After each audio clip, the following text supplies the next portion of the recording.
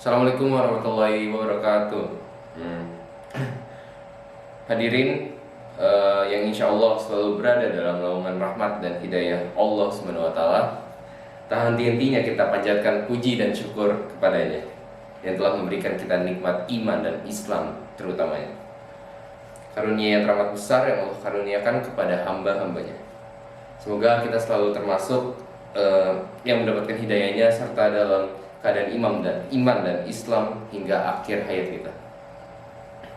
Tentunya kita juga bersyukur kepada Allah atas nikmat berbagai kehidupan yang masih diberikan kepada kita, sehingga pada kesempatan ini kita masih dapat beribadah kepadanya, dapat mengingatnya serta memujinya. Pujian hanya layak dimiliki oleh Allah. Ya, alhamdulillah segala puji hanya milik Allah. Sungguh tidaklah pantas bagi manusia untuk mengharapkan pujian. Tidak pantas bagi manusia untuk merasa lelah berjasa. Karena sungguh sejatinya segala pujian hanya milik Allah semata.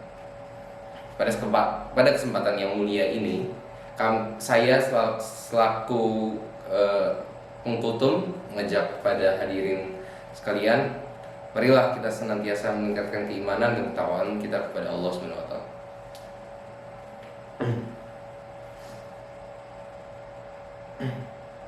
Takwa dalam arti senantiasa berupaya dan berusaha untuk selalu menghadirkan Allah dalam setiap kondisi dengan cara senantiasa berzikir dan melaksanakan segala perintahnya serta menjauhi larangannya. Takwa dalam arti kita senantiasa melibatkan Allah dalam setiap persoalan yang kita hadapi dengan cara berdoa, memohon pertolongan dan bermunajat kepadanya, sehingga akan menimbulkan ketentraman dan ketenangan dalam setiap kehidupan kita. Dan tentunya salawat serta salam semoga selalu tercurah tak henti-hentinya kepada Nabi Muhammad SAW serta keluarganya dan para sahabatnya. Dalam kultum ini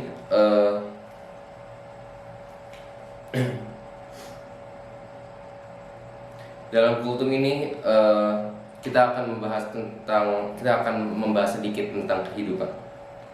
Jadi ada ayat yang mengatakan, yang berbunyi kullu nafsin dha'iqatul maut, setiap yang bernyawa akan merasakan mati. Kematian adalah sesuatu yang pasti kita hadapi, sesuatu yang menjadi gerbang dari kehidupan dunia menuju kehidupan akhirat, dan adalah kematian. Ma'asyiral muslimin rahimakumullah. Dalam surat Al-Baqarah ayat 28, Allah berfirman, bagaimana kamu ingkar kepada Allah padahal kamu tadinya mati, lalu Dia menghidupkan kamu, kemudian Dia mematikan kamu, lalu Dia menghidupkan kamu kembali, kemudian kepadanya lah kamu dikembalikan. Dalam tafsir Ibnu Katsir dijelaskan bahwa ayat ini menjelaskan akan kekuasaan Allah, dan sungguh aneh orang yang ingkar kepada Allah sementara manusia awalnya tiada, lalu Allah menjadikannya ada di muka bumi ini. Ayat ini juga menunjukkan bahwa kita semua pasti mati dan kita semua pasti akan dibangkitkan kembali setelah kematian itu. Maka apa saja kewajiban kita dalam kehidupan ini sebagai persiapan diri kita sebelum menghadapi kematian? Tentunya ada banyak hal, namun setidaknya ada 3 hal yang akan kita bahas dalam kesempatan berharga ini.